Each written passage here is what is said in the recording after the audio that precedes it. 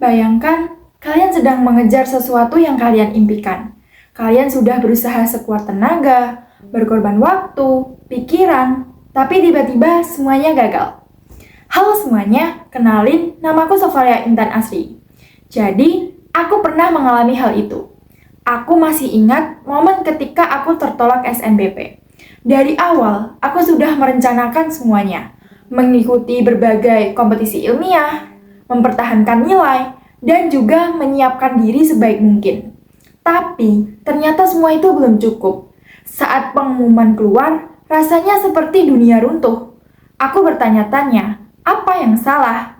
Apakah semua usaha yang aku lakukan ini akan sia-sia? Oke, jadi gini, kegagalan itu bagian dari proses, bukan akhir dari segalanya. Aku sempat merasa putus asa, tapi aku menyadari bahwa kegagalan itu bukan akhir dari segalanya.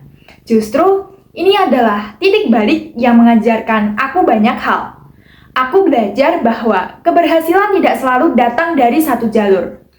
Aku mulai mencari cara lain, mencoba jalur yang berbeda, hingga akhirnya aku bisa tetap melangkah menuju impianku. Dari pengalaman ini, aku memahami bahwa kegagalan bukan tanda untuk berhenti, melainkan kesempatan untuk bangkit dengan cara yang lebih baik. Jika satu pintu tertutup, maka carilah pintu yang lain. Jika semua pintu tertutup, buatlah jalanmu sendiri. Jadi, lihat saja seperti Thomas Edison, ribuan kali gagal sebelum menemukan bola lampu. Tapi, dia tidak menyerah. Ia terus mencoba dan melakukan eksperimen lebih dari 10.000 kali sebelum akhirnya berhasil menciptakan bola lampu yang dapat menyala dengan baik. Tapi, ketika ditanya tentang kegagalannya, ia tidak melihatnya sebagai kegagalan, melainkan sebagai 10.000 cara yang tidak berhasil. Contoh lain adalah J.K. Rowling. Ditolak oleh 12 penerbit sebelum akhirnya Harry Potter diterbitkan. Ia adalah seorang ibu tunggal yang hidup dalam kondisi sulit. Namun, ia tidak menyerah pada mimpinya. Sekarang, Harry Potter adalah salah satu seri buku terlaris di dunia yang menginspirasi jutaan orang. Jika saat itu ia menyerah, mungkin kita tidak akan pernah bisa menikmati kisah magis yang telah mengubah dunia literasi. Contoh lain adalah Michael Jordan. Pernah ditolak masuk tim basket di sekolahnya. Namun, ia tidak membiarkan penolakan itu menghentikannya. Sebaliknya, ia menggunakan kegagalan itu sebagai motivasi untuk berlatih lebih keras. Berkat kerja keras dan tekadnya, ia kemudian menjadi salah satu pemain basket terbaik sepanjang masa, dengan 6 gelar juara NBA dan berbagai penghargaan individu. Mereka semua mengalami kegagalan, tapi bedanya mereka tidak berhenti di sana. Mereka menjadikan kegagalan sebagai bahan bakar untuk bangkit dan membuktikan diri. Seringkali kegagalan membuat kita merasa tidak cukup baik, tapi kenyataannya kegagalan bukanlah batas akhir, melainkan peluang tersembunyi yang menunggu untuk ditemukan. Jadi, setiap kegagalan membawa pelajaran berharga, baik itu strategi yang lebih baik, mental yang lebih kuat, atau sudut pandang yang membuka lebih banyak peluang. Coba pikirkan satu kegagalan terbesar dalam hidup kalian. Apa yang bisa kalian pelajari darinya? Apakah itu membuat kalian lebih tangguh, kreatif, atau lebih tekun? Banyak orang sukses justru menemui kegagalan lebih dulu sebelum mencapai puncak. Yang membedakan, mereka bukan seberapa sering mereka gagal, tapi bagaimana mereka merespon kegagalan itu. Mereka tidak melihatnya sebagai akhir, tapi sebagai awal dari sesuatu yang lebih besar. Jadi, bukan lagi tentang kenapa aku gagal, tapi apa langkah berikutnya untuk bangkit dan melangkah lebih jauh. Oke, jadi di sini yang perlu kita ketahui adalah bagaimana mengubah kegagalan menjadi peluang. Jika kita mampu melihat kegagalan sebagai bagian dari perjalanan, maka kita juga harus tahu bagaimana mengubahnya menjadi peluang.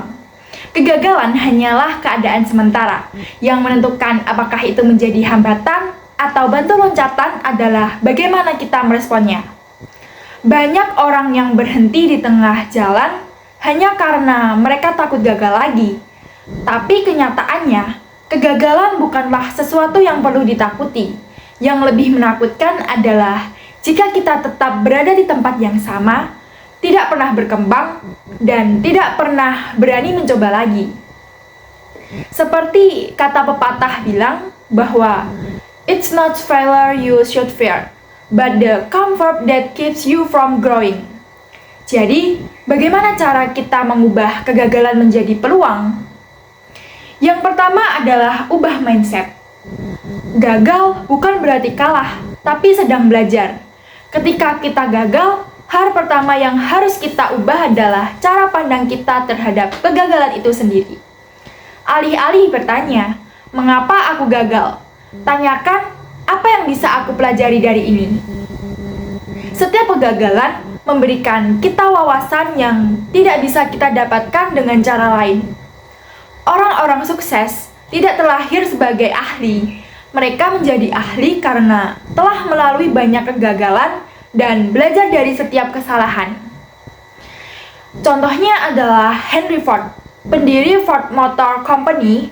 Dia pernah berkata bahwa kegagalan hanyalah kesempatan untuk memulai lagi. Kali ini dengan lebih cerdas.